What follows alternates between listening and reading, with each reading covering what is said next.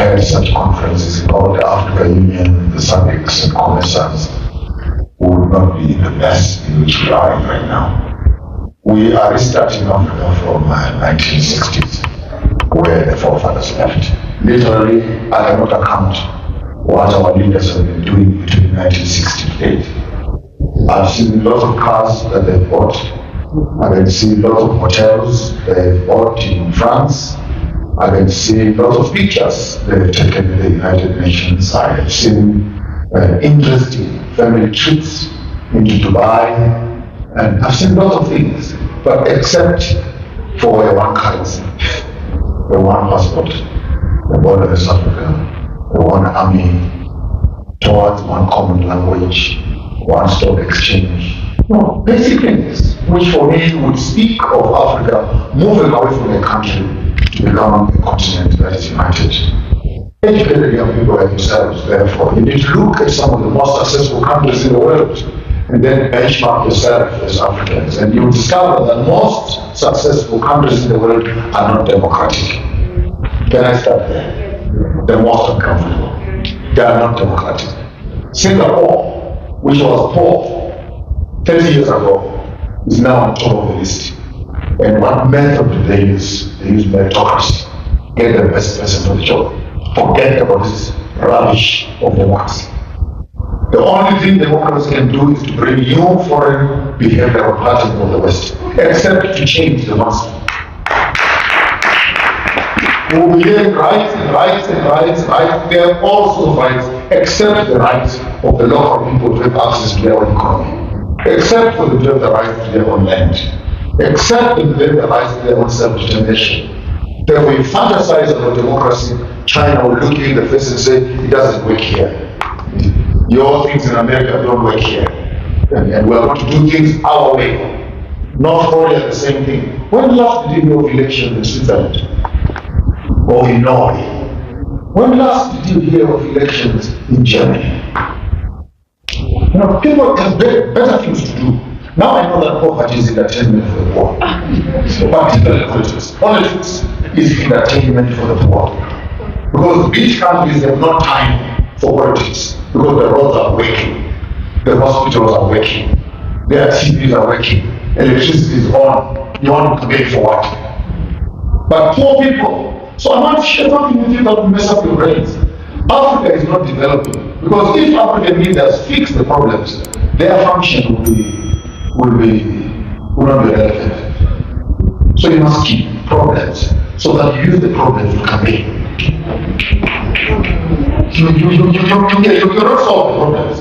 Because if you solve everything, then there's nothing to campaign for. There must be no water, there must be no roads, there must be no this, so that in the next election say, we are going to bring you roads, we are going to, and not the last time you hear them talk about we are going to. Immediately after that, they disappear in oblivion until the next 5 years again. I'm not here to give you a political conversation. I think there are more able people who are in the room. And by the way, thank you and welcome and greetings to all the dignitaries that are in the house. I want to take you upon your word. Another way of making this happen. Seeing the various ways of making change. There is negotiations, which I think you have a good job in that direction. There's intergovernmental conversations, well done on that also. There is a campaigning, various platforms, well done. But from where I'm coming from, the revolutionary side, there's another side also. I'll give you two methods that will work very fast. Number one, as African Union will make a declaration that let African ban their passport immediately. We can make South Africa did it. That's how South Africa was liberated. They just set up a date to ban all the ID cards. They made a big fire and they threw the ID card right there. The following day, the government had to think of a new way of dealing with people that are IDs. So we can ban all our passports from this conference and go back to the airport. And I want to see what the Zambian government will do with the bunch of people that don't have passports. Because now the problem, we are being patient and 60 years later. And there's no movement. So we can either ban the passports and we simply declare ourselves non-country citizens, but African citizens. Method number two will be to identify all the people that are more passionate towards the agenda and make the passports available to us immediately. and let us start testing the water. We have two passports. I have my African passport, and I'll show them my African passport. If they agree, hallelujah. If they refuse, then I can pull out the one that they want. So if you give to mobilize, it is a level. There must be a pressure point somewhere where they must know that these things are out there. They're not there. This thing of putting dates and putting dates, we always do 2025, 2030, 2063, and when we get there, they move the goalposts. So some of us are particularly tired. I have traveled quite extensively. I think I've finished more than 5 passports so far, and how those pages are visas, even in African countries. And I think it's high time. We will not leave this legacy of poverty and borders to our children.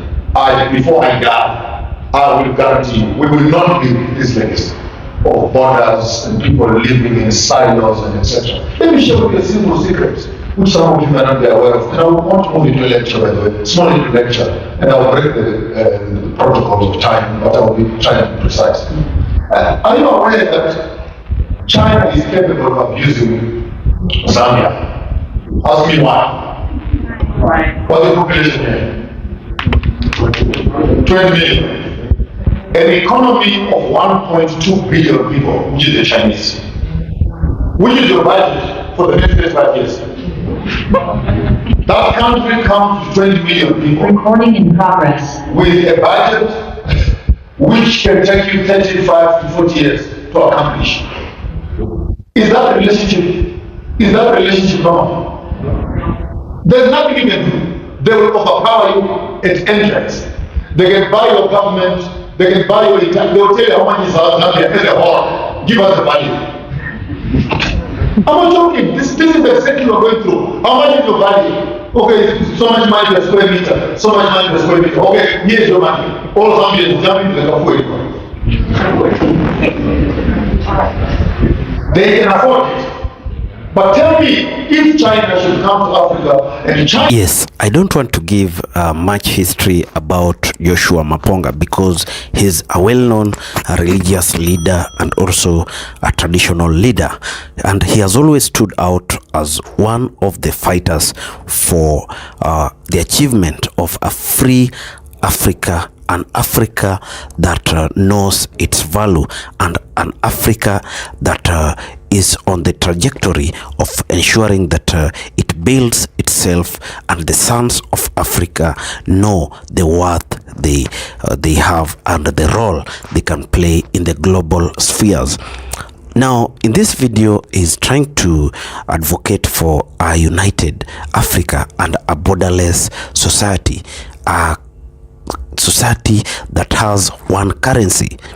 Why is Maponga trying to say this? From my own understanding, building a borderless society is the best thing that every African should advocate for, because when these Western powers and colonialists came to Africa, one thing they ensured that they did was partitioning Africa.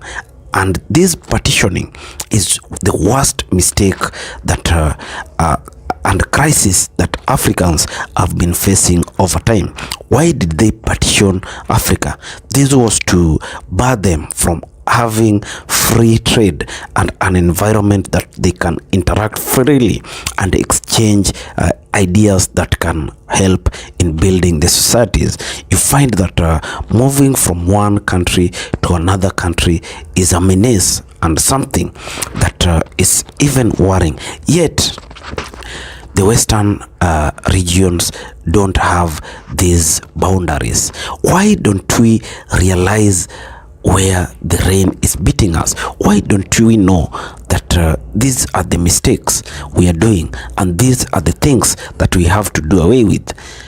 Having a borderless society is the best thing, and Maponga has really elaborated on it, because it is something that even as we go to elections of the AU chairman, let's look for someone who is a Pan-Africanist, someone who knows the plights of Africans, someone who knows what ails Africans, someone who knows that Africa is the richest continent, but it is a sleeping lion.